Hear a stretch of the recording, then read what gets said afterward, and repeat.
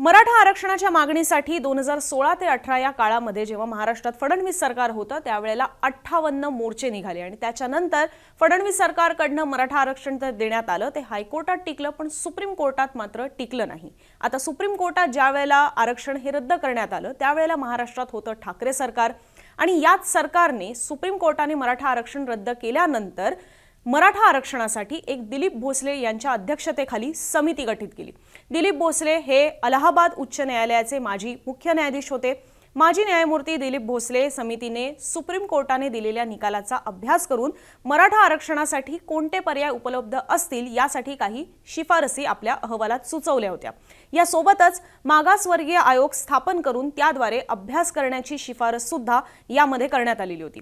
मराठा आरक्षणाचा मार्ग हा आणखीन सुकर करण्यासाठी किंवा ते मिळवण्यासाठी सरकारला दिशा दर्शवणाऱ्या या अहवालाचं पुढे नेमकं काय झालं, मराठा आरक्षणासाठी दिलीप भोसलेंनी काय शिफारसी केलेल्या आहेत याच आजच्या व्हिडिओमधनं समजून घेऊया। नमस्कार, मी अनुजा, तुम्ही पाहत आहात मुंबई तक। मराठा आरक्षण सुप्रीम कोर्टाने 2021 मध्येच रद्द केलं आणि दिलीप भोसले यांच्या अध्यक्षतेखालील या समितीने 4 जून 2021 ला तयार केलेला अहवाल हा तत्कालीन ठाकरे सरकारला म्हणजेच मुख्यमंत्री उद्धव ठाकरेंना सुपूर्द केलेला होता। ज्याच्यातली पहिली शिफारस अशी होती की राज्य सरकारच्या वकिलांनी जेवढी शक्य आहे तेवढी सगळी बाजू सुप्रीम कोर्टाकडे मांडलेली आहे, पण निवडक कागदपत्रांचा विचार हा सुप्रीम कोर्टाने आपला निकाल देताना केलेला आहे। हा त्याच्यामधला एक मुद्दा होता। यासोबतच राज्य सरकारने तात्काळ पुनर्विचार याचिका दाखल करावी। सुप्रीम कोर्टाचं मराठा आरक्षणाच्या बाबत अशा अनेक बाबी आहेत ज्याच्याकडे लक्ष गेलेलं नाहीये, त्याकडे या याचिकेच्या माध्यमातून लक्ष वेधावं अशी शिफारस दिलीप भोसलेंनी केलेली। ज्या राज्यांमध्ये 50% आरक्षण आहे त्यांच्यासोबत राज्य सरकारने केंद्र सरकारकडे जाऊन कलम 15(4) आणि 16(4) मध्ये घटनात्मक दुरुस्तीबाबत प्रयत्न करावेत। पुढची शिफारस, मराठा समाजाच्या शैक्षणिक मागासलेपणाचा विचार करताना सद्य परिस्थिती पुन्हा तपासावी। जो उच्चभ्रू असा मराठा समाज आहे त्यामधील राजकारणी, व्यावसायिक यांच्या प्रमाणात सामाजिक आणि आर्थिक दृष्ट्या किती प्रमाणात मराठा समाज मागास आहे याची टक्केवारी शोधण्यात यावी असाही उल्लेख या दिलीप भोसलेंच्या अहवालात आहे। पुढे जाऊन प्रशासकीय सेवेतील मराठा समाजातील नेमकी आकडेवारी किती आहे आणि इतर प्रवर्गातील या टक्केवारीचा तुलनात्मक अभ्यास करावा। खुल्या प्रवर्गाच्या तुलनेत मराठा समाजाला किती प्रतिनिधित्व मिळालं आहे याचं प्रमाण हे तपासलं जावं असंही भोसलेंनी म्हटलेलं। मराठा समाजाचं आर्थिक, शैक्षणिक आणि सामाजिक मागासलेपण सिद्ध करायचं असेल तर त्यासाठी मागासवर्गीय आयोगाच्या मार्फत पुन्हा या संबंधीचा महत्त्वाचा डेटा हा गोळा केला जावा अशीही त्यांनी शिफारस केलेली।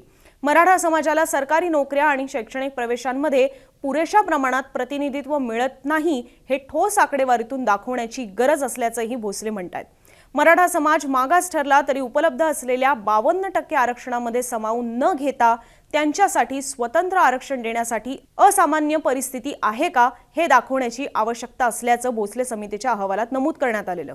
तर या काही शिफारसी ज्या आहेत या दिलीप भोसले यांनी दिलेल्या होत्या तत्कालीन ठाकरे सरकारला। आता हा अहवाल पुन्हा एकदा सांगते 4 जून 2021 ला तत्कालीन मुख्यमंत्री उद्धव ठाकरे यांना देण्यात आलेला होता।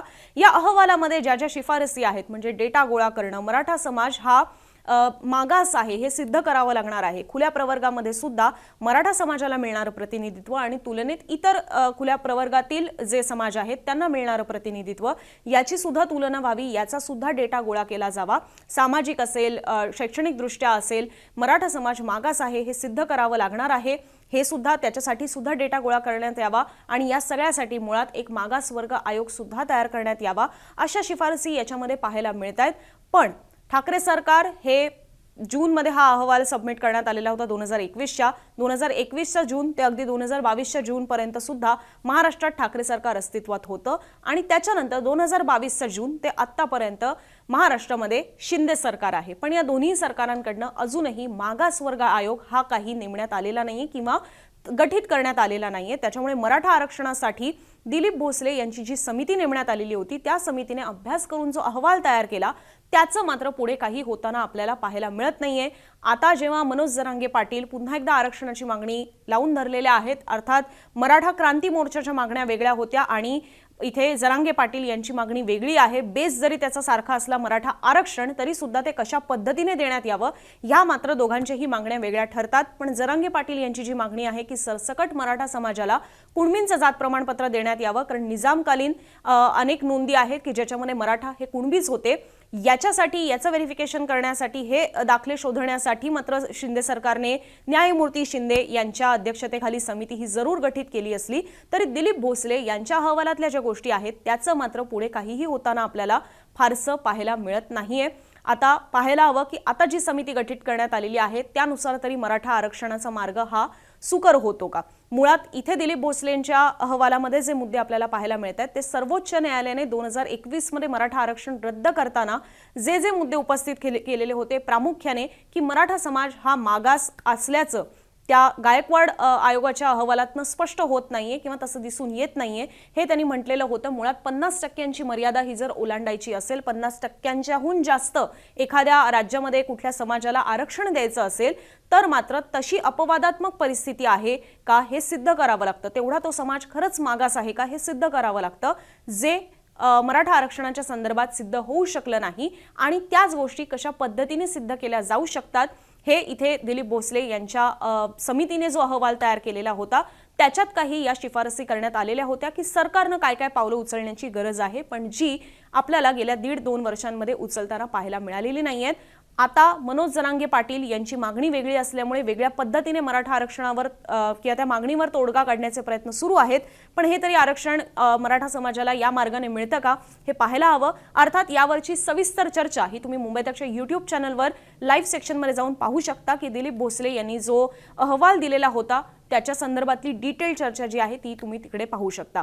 या अहवाला संदर्भातली सुद्धा सविस्तर माहिती तुम्ही mumbaitak.in या आमच्या वेबसाईटवर सुद्धा वाचू शकता। सोबतच मराठा आरक्षणासंदर्भातले इतर महत्त्वाचे मुद्दे त्यातले कायद्याची बाजू असेल त्यातले राजकीय मुद्दे असतील या सगळ्या बातम्या पाहण्यासाठी बघत रहा मुंबई तक।